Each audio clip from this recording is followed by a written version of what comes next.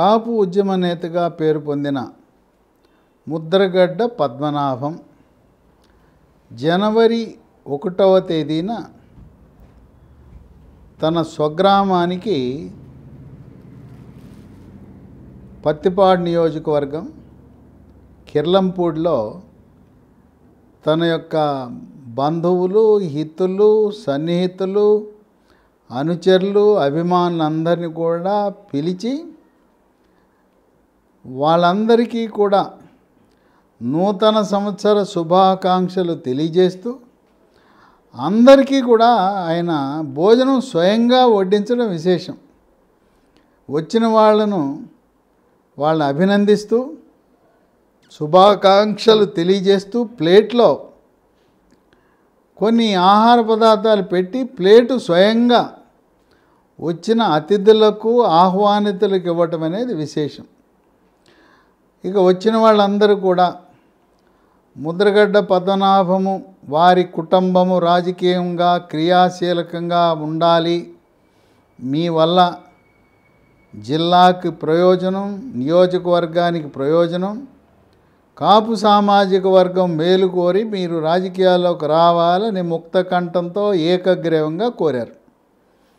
సరే, అక్కడ వచ్చిన అభిమానులు, హితులు, సన్నిహితులు వాళ్ళందరి కోరిక మేరకు ముద్రగడ్డ పద్మనాభం సరే నేను 2009లో రాజకీయాలకు దూరంగా జరిగాను, గత 15 సంవత్సరాలుగా నేను రాజకీయాల్లో లేను, చంద్రబాబు నాయుడు ముఖ్యమంత్రిగా ఉన్నప్పుడు కాపు రిజర్వేషన్ల కొరకు ఉద్యమించాను, ఇప్పుడు మళ్ళీ మీ అందరి కోరిక మేరకు మా కుటుంబం క్రియాశీలకంగా రాజకీయాల రంగ ప్రవేశం చేస్తుంది, ఆ వచ్చిన వాళ్ళందరూ కూడా వైఎస్ఆర్సీపీ పార్టీలో చేరండి అని చెప్పారు. దానికి కూడా ముద్రగడ్డ పద్మనాభం అంగీకరించాడు. జగన్మోహన్ రెడ్డి ముద్రగడ్డ పద్మనాభం కాకినాడ ఎంపీగా పోటీ చేయండి అని కోరాడు. దానికి ముద్రగడ్డ పద్మనాభానికి అంత ఇష్టం లేదు. సరే, ఇప్పుడు ముద్రగడ్డ పద్మనాభం కుటుంబం ఏ నిర్ణయం తీసుకుందంటే ముందు పత్తిపాడులో చిన్న కుమారుడు, రెండవ కుమారుడు గిరిబాబుని ఎమ్మెల్యేగా పోటీ చేద్దామని ఆలోచించారు. కానీ జగన్మోహన్ రెడ్డి ఇప్పటికే పత్తిపాడు నియోజకవర్గంలో వరుపుల సుబ్బారావుకి సీటు కేటాయించడం వల్ల ఇప్పుడు ఆ అవకాశం పోయింది. వీళ్ళు పిఠాపురం కావాలని అడుగుతున్నారు. ముద్రగడ్డ పద్మనాభం కానీ కుమారుడు గిరిబాబు కానీ మాకు పిఠాపురం ఇవ్వండి అంటే పిఠాపురంని ఇప్పటికే కాకినాడ ఎంపీగా ఉన్న వంగ గీతకు సీటు కేటాయించడం వల్ల పిఠాపురం సాధ్యపడదు, అందువల్ల ఇప్పుడు వ్యూహం మార్చారు. ముద్రగడ్డ పద్మనాభం రెండవ కుమారుడు గిరిబాబు భార్య సిరి, ఆ సిరి తుని నియోజకవర్గంలో అన్నవరం అనే గ్రామానికి చెందిన మహిళ. సొంత నియోజకవర్గం సిరికి తుని కనుక ఇప్పుడు జగన్మోహన్ రెడ్డి ఆలోచన ముద్రగడ్డ పద్మనాభం కోడల్ని తునిలో పోటీ చేయించాలి. మరి అక్కడే ఇప్పుడు మంత్రిగా ఉన్న దాడిశెట్టి రాజా, ఆయన అక్కడే పోటీ చేయాలనే దృఢ సంకల్పంతో ఉన్నాడు. ఆయన్ని కాకినాడ ఎంపీగా పోటీకి పెట్టాలన్నారు. దాడిశెట్టి రాజా చాలా అసంతృప్తిగా ఉన్నాడు. మళ్ళీ ఒకవేళ వైఎస్ఆర్సీపీ పార్టీ అధికారంలోకి వస్తే తునిలో గెలిస్తే మళ్ళీ మంత్రి కావాలనే ఉత్సాహంతో ఉన్న దాడిశెట్టి రాజా నిరాశ నిస్పృహకు గురయ్యాడు. అయినా పార్టీ చెప్తే తప్పదు కదా, అయిష్టంగా అయినా కాకినాడ లోక్సభకు పోటీ చేయక తప్పదు దాడిశెట్టి రాజాకి. ఇక్కడ సిరి, ఆమె రాజకీయాలు కొత్త. పోని సిరి భర్త గిరిబాబు అన్నా క్రియాశీలకంగా ఉన్నాడంటే గిరిబాబు కూడా ముద్రగడ్డ పద్మనాభం చురుకుగా ఉన్న సమయంలో గిరిబాబు ఉన్నత విద్య కోసం అమెరికా వెళ్ళటం, తదుపరి ఇప్పుడు ప్రస్తుతం గిరిబాబు వ్యాపారాల్లో ఉన్నాడు. ఇక్కడ ముద్రగడ్డ పద్మనాభం కోడలు ఎవరిని ఎదుర్కోవాల్సి వస్తూ ఉంది ఇప్పుడు? ఒక రాజకీయాల్లో కొండంత ఎత్తు ఎదిగిన బీసీ సామాజిక వర్గం, యాదవ సామాజిక వర్గానికి చెందిన యనమల రామకృష్ణుడి యొక్క కుమార్తె దివ్య. మహిళపై మహిళను పోటీ పెట్టాలని జగన్మోహన్ రెడ్డి ఆలోచన. యనమల రామకృష్ణుడు వరుసగా 6 సార్లు ఆ నియోజకవర్గానికి ప్రాతినిధ్యం వహించాడు. 83, 85, 89, 94, 99, 2004. తెలుగుదేశం పార్టీలో ఆయన దాదాపు దేవేందర్ గౌడ్ తరువాత తెలుగుదేశం పార్టీలో నంబర్ 2 అంటే యనమల రామకృష్ణుడిగా అభివర్ణిస్తారు. అందువల్ల అటువంటి సీనియర్ నాయకుడి యొక్క కుమార్తె ఆయన పోటీ చేసి 6 సార్లు గెలిచినప్పుడు తెలుగుదేశం పార్టీ కంచుకోటగా చేశాడు. 2014లో 2019లో తమ్ముడు కృష్ణుడిని పోటీ పెట్టాడు. కృష్ణుడు యనమల రామకృష్ణుడికి అన్నకున్నంత సద్గుణాలు, పలుకుబడి, ప్రజాదరణ లేని కారణం వల్ల ఓటమి చెందాడు. దాడిశెట్టి రాజా కేవలం కృష్ణుడికి సరైన ప్రజలలో పట్టు, మంచి పేరు లేని కారణం వల్ల గెలిచాడు.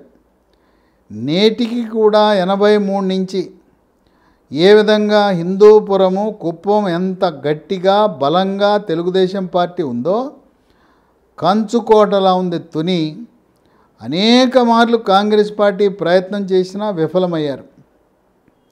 దివ్యకి సీటు గత 2 సంవత్సరాలుగా ఆమెను చంద్రబాబు నాయుడు ముందే కేటాయించడం, 2021 సంవత్సరంలోనే సీటు కేటాయించి ఆమె అభ్యర్థిని ప్రకటించడం, ప్రజలందరూ కూడా యనమల రామకృష్ణుడు కుమార్తె దివ్యని గెలిపించాలనే మానసికంగా సిద్ధమైన తరుణంలో ఆఖరి నిమిషంలో ముద్రగడ్డ పద్మనాభం కోడలు సిరి అక్కడ రంగంలో దిగినా చాలా కష్టతరం. పైగా తునిలో ఇదంతా బీసీ సామాజిక వర్గాలు అధికంగా ఉంటారు. ఆ ఉన్న కాపులు కూడా ఇప్పుడు జనసేన, తెలుగుదేశం పార్టీ పొత్తు ఉండటం వల్ల ఉభయ గోదావరి జిల్లా, ఆంధ్రప్రదేశ్ రాష్ట్రంలో ఉండే కాపు సామాజిక వర్గం అధికంగా జనసేన పార్టీతో పయనిస్తున్న తరుణంలో తునిలో దివ్య యాదవ, సిరి కాపు అయినా జనసేన పవర్ స్టార్ పవన్ కళ్యాణ్ని బట్టి కాపులు కూడా యనమల దివ్యని ఆదరించే అవకాశం ఉందని విశ్లేషకులు భావిస్తున్నారు. తెలుగుదేశం పార్టీ, జనసేన అధికారంలోకి రాగానే యనమల రామకృష్ణుడు చంద్రబాబు నాయుడుతో పాటు మంత్రివర్గంలో ప్రమాణ స్వీకారం చేయబోతాడు. ఆయన పలుమార్లు ఉమ్మడి ఆంధ్రప్రదేశ్లో కాంగ్రెస్ పార్టీ తరపున రోశయ్య, మాజీ కేంద్ర మంత్రి, మాజీ రాష్ట్ర మంత్రి, మాజీ ముఖ్యమంత్రి, దివంగత నేత రోశయ్య ఏ విధంగా అత్యధికంగా బడ్జెట్ను ప్రవేశపెట్టిన పేరుందో అదేవిధంగా ఆర్థిక శాఖ వ్యవహారాలను నిర్వహించటంలో, శాసనసభ వ్యవహారాలను నిర్వహించటంలో తనకు తానే సాటి. మళ్ళీ యనమల రామకృష్ణుడికి ఆర్థిక శాఖ, దాంతోపాటు శాసనసభ వ్యవహారాల శాఖ కట్టబెట్టడం తథ్యం. చంద్రబాబు నాయుడు తర్వాత సీనియర్ మోస్ట్గా ఉన్న యనమల రామకృష్ణుడు మంత్రివర్గంలో స్థానం పొందితే దివ్య శాసనసభలో ప్రాతినిధ్యం వహిస్తూ రాబోయే ఖాళీల్లో ఒక ఖాళీ నుంచి ఎమ్మెల్సీగా యనమల రామకృష్ణుడు, కుమార్తె శాసనసభలో, తండ్రి శాసన మండలిలో ప్రాతినిధ్యం వహిస్తూ తుని నియోజకవర్గం యనమల రామకృష్ణుడు ఒక వివాదరహితుడిగా, పిలిస్తే పలికే మనిషిగా, ఎవరికీ అపకారం చేయకుండా చేతనైతే సాయం చేయాలి, ఎటువంటి తగాదాలు, గ్రూపులు ఇలాంటివి ప్రోత్సహించకుండా పార్టీకి విధేయుడిగా ఉంటూ చంద్రబాబు నాయుడికి కుడి భుజంగా ఉంటూ చంద్రబాబు నాయుడు ఏ సలహా తీసుకోవాలన్నా యనమల రామకృష్ణుని సంప్రదించి ఆయన యొక్క అభిప్రాయం అంటే చాలా గౌరవం.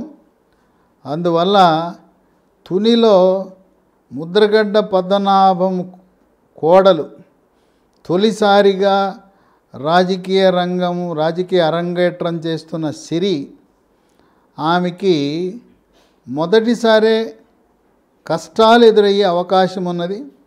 ఆఖరి నిమిషంలో రాజకీయంలో ప్రవేశించి ఇప్పటికే అక్కడ అభ్యర్థిగా తెలుగుదేశం పార్టీ అభ్యర్థిగా ఉండే యనమల దివ్య నియోజకవర్గంలోని అన్ని మండలాలను అన్ని గ్రామాలను చుట్టి నాకు ఓటు వేయండి, తెలుగుదేశం పార్టీకి మద్దతు ఇవ్వండి అని కోరిన సమయంలో ఇప్పుడు ముద్రగడ్డ పద్మనాభం ఆయన వ్యూహము ఫలించకపోవచ్చు.